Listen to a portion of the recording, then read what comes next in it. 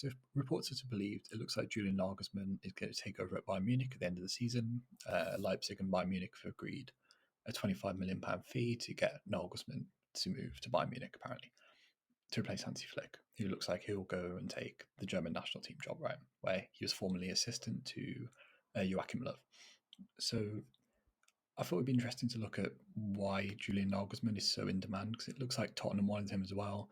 And whenever you ask a fan of a big club who they want as their manager, they always say Julian Naglesmann.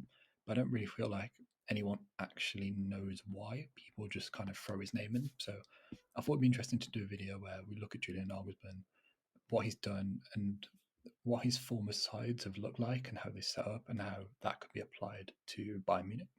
So a lot of the reason Bayern probably want Julian Nagelsmann is because of how young he is, right? He's only 33, which is very rare for a football manager, especially at the elite level, to be consistently in a top 5 league with that young. He was a player at youth level, but he had to retire because he got knee injuries and meniscus injuries. And he did do some scouting for Thomas Tuchel, which I think was at Mainz, I want to say. And he went to uni, did business administration, did some sports science, but he was never a proper player. He had to kind of go around it the long way, but he did get a job in football eventually. 2013-14, won the under-19s Bundesliga with Hoffenheim, which allowed him to get this senior job. Where by Hoffenheim, they're not a big club. They've never won the Bundesliga, they've never won the Pokal. They're very similar to Leipzig in the fact they're kind of a more modern club, right? And I know their owners aren't liked by a lot of Bundesliga fans, but Nagelsmann took them over when they were in a relegation battle. They were 15th in the Bundesliga, and he won every other game. He won 7 out of 14 games, and he kept them up, and he got the job permanently. And in 16-17, he got them 4th, which is an incredible achievement with Hoffenheim. And we'll look at his Hoffenheim team later, but it's not a great side. And that's the first time they got the Champions League in his history. He was the youngest manager to 100 Bundesliga games. So Hoffenheim is where. Okay, so I'll put on screen the team that Julian Nagelsmann got 4th with Hoffenheim. Now, obviously, it changes every week. There are players that come in and out, right? But this was his main 11 that got him Champions League football. So back 5, Baumann in goal, Bisasic, Vogt, Schule, Kaderbeck and Toyen as wing backs. For midfield 3, Rudy, Demirbay and Rupp, and then Kramaric and Mark Uth up front.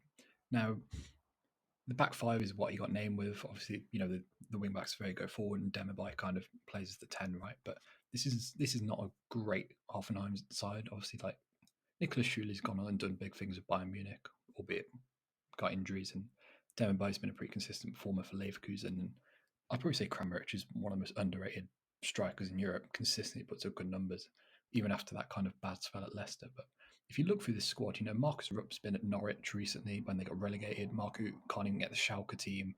Sebastian Rudy tried to move to Bayern Munich, didn't work out. Jeremy Toljan's been at Celtic and Sassuolo. Like, this isn't an incredible team. It's not like he kind of just fell on a young generation of talent or something. This was not a good Hoffenheim team. So it shows what a good job Julian Nagelsmann did at Hoffenheim, which kind of earned him the Leipzig job. Nagelsmann took over from Ralf Rangnick in 2019. So he's only been there for 2 years, Nagelsmann. This is like RB Leipzig, but he's done a brilliant job. So in his first season, he finished 3rd with 66 points, got 18 wins, got the best goal difference as well. The second best goal difference. So you could argue they should have finished 2nd. And expected points backs that up as well. They should have finished 2nd ahead of Borussia Dortmund. And in the UCL, they beat Tottenham 4-0. They beat Atleti 2-1. And of course, they got knocked out by PSG in the semis. But to get Leipzig to a semi-final in your first season is a pretty good accomplishment, right? And in his second season, obviously that's still going on right now, but he's got 19 wins and on 64 points. So he's only 2 points behind what he got last season with, 5 games to go. And actually this season, based on XG, they are the best team, expected points. They are the best team in the Bundesliga. They should have 66 points to Bayern's 59. And if you look at the talent, like you can see on screen, the Leipzig team this season that he's used most, that is nowhere near Bayern's team. So I think it shows that Bayern are catchable for Leipzig, but them taking Julian Nagelsmann to massively hit for Leipzig. But it shows that Julian Nagelsmann, if you give him that Bayern squad, will get ridiculous output out of those players. the fact that he's already better than Bayern with that Leipzig team shows how big of a coup this is. But if you look at this Leipzig team, right, very similar to the Hoffenheim team in terms of shape. Um, but I mean, you could argue that the attack isn't obviously it's better, but I'd argue Kramaric is better than Yusuf Poulsen.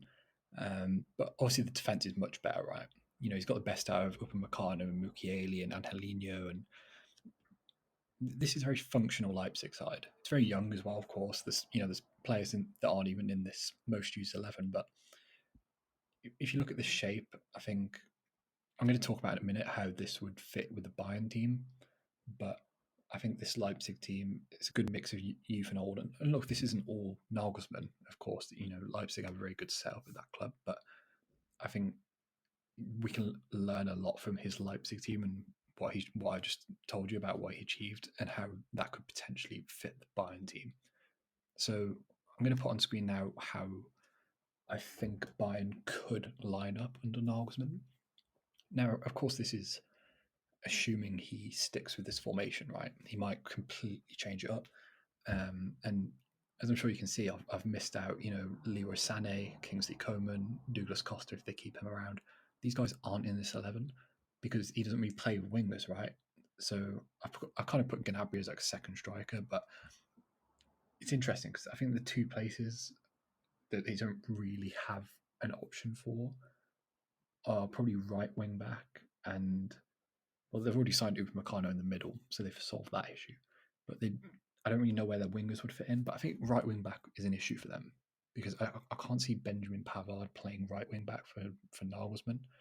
I think I've put him right side of back three, which I think he would play brilliantly. He did that at Stuttgart. I've kind of suggested some players they could sign at right wing back, maybe Mukiele from Leipzig. They could go and get maybe Jesus Corona because he's out of contract, I think, at Porto, and he's played wing back before. Maybe Pedro Porro they could get off Man City. I don't think they want him, and I don't really see him joining Sporting permanently. But you know, let me know if there's anyone you think they could get a right wing back. But I think this Bayern team is very suited to Nagelsmann. Bar right wing back, you know, that back three looks solid to me. Alphonso Davies would be brilliant at left wing back. I think Muller, Kimmich, and Goretzka makes sense as a midfield three. Muller obviously a bit more advanced, but I think if they sort that right back roll out, and I don't know where they play with Leroy Sané. I'm sure or Kingsley Coman. I'm sure he's clever enough to find somewhere to fit them. Maybe you know they could play him up front. You know, in the same way he did with Danny Olmo or with Emil Forsberg. But I think this Bayern squad is it's very well fit to the way Nagelsmann plays. And again, this is assuming he keeps the same system, but if he does, I think it's very well matched for Julian Naglesmann, and I think Bayern will probably go and dominate the league for the next 5 years under him. So yeah, that was just a quick rundown of Julian Nagelsmann's career and his former clubs, and potentially how his Bayern team could look. I appreciate any feedback. Subscribe to the channel, like the video, and peace.